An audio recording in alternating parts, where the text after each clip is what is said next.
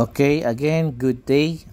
Meron po tayong tanggap dito ang ating paboritong Apordabox na may problema na laging power. Yan, power po laging nagiging problema ng ating Apordabox. Kung mapapansin ninyo, yan talaga yung most common issue niya. So, ayan, sinimulan ko na siyang baklasin. Meron lang siyang 3 tornilyo sa likod para mabuksan. Then yan, matatanggal mo na yung kanyang takip. At ayun, bumungad na nga sa atin yung 2 kapasitor na yan. Yan po yung laging nagiging problema niyan kapag ka po nawawala yung power niya. So ayan, tinanggal ko po yung 2 tornilyo sa likod, then isa sa loob. Tapos sinimulan ko na rin baklasin yung kanyang mga wire. Nakasakit lang po yan, madali lang pong hatakin yan, paakat. Tanggalin nyo lang po yan. Di po kayo malilito sa pagbabalik dahil magkaiba naman po ng dami ng pin yan. Then itong ating AC socket ay 2 lang din naman. Di naman siya mababaliktad dahil merong guide. So yan, mabubunot nyo siya ng buo para mas madali siyang gawin. Yan po, kung nakikita po ninyo, bloated po yung 2 kapasitor. So yan po yung ating tatanggalin. Gamit lang po tayo ng panghinang, lead, tsaka desoldering pump para matanggal. So yung pagpapalit po niyan, wala naman pong lito. Basta tandaan lang po natin kung saan po natin siya tinanggal. So ang ginawa ko dito, discharge ko yung mga kapasitor niya gamit yung aking cutter. So wala naman na siyang voltage, so pwede ko na siyang simulan tanggalin. Inuna ko po muna yung maliit. Ganyan po yung ginawa kong diskarte. Hininang ko po yung magkabilang paa niya, nilagyan ko ng lead. Dahil po yung board nito ay double po yung copper clad, kailangan po mainitan po talaga siya ng maganda para po mabunot natin ng mas madali yung kapasitor. Kasi may hinang po yan sa ibabaw at sa ilalim.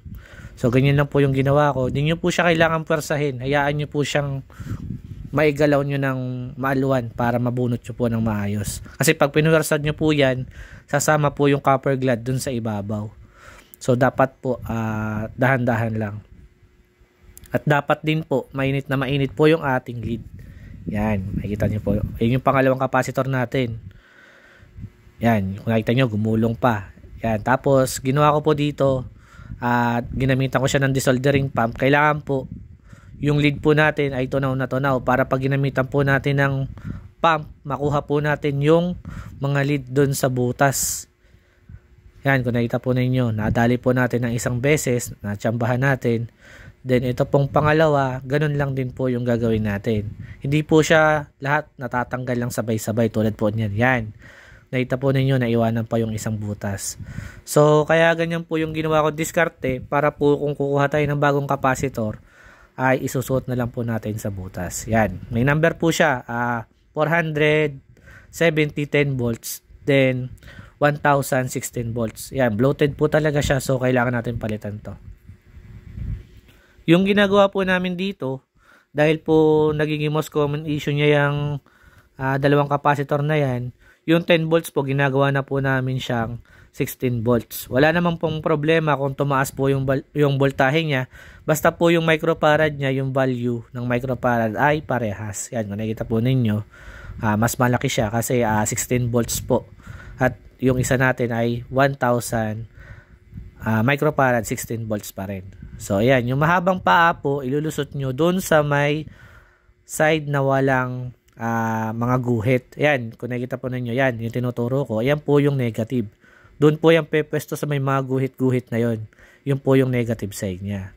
Ganon din po doon sa may kabilang kapasitor natin. Yung mahabang paa, ayan po yung kanyang positive. Then yung maiksi, yun po yung kanyang negative. So, ganyan pong magpalit ng ating kapasitor. Kailangan po yan, isasagan nyo po hanggang doon sa may baba para hindi po siya kumakalog-kalog. Then, ibubukan nyo po yung 2 paa niya, paghihiwalayin nyo, para po maging lock niya doon sa ilalim. Kasi, kung hihinangin po natin yan na diretso yung paa, pwede pong mahulas yan at bumagsak pababa.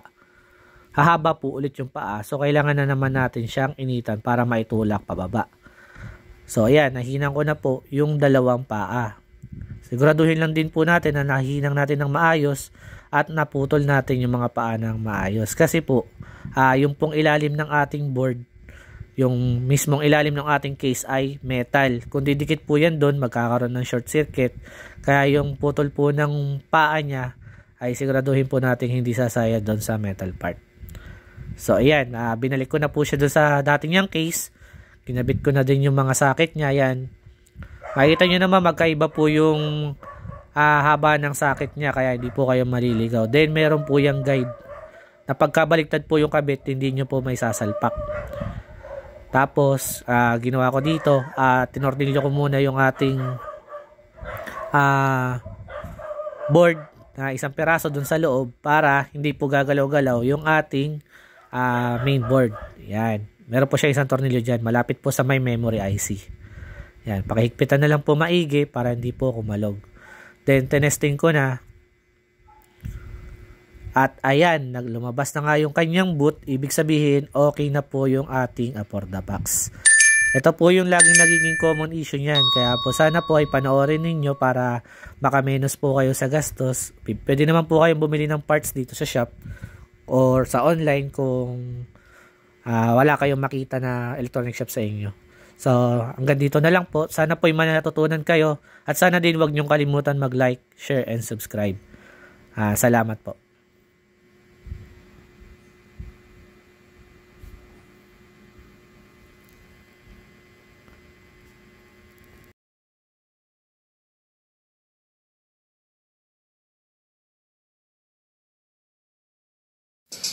Thanks for watching. Please don't forget to like, comment, share, and subscribe.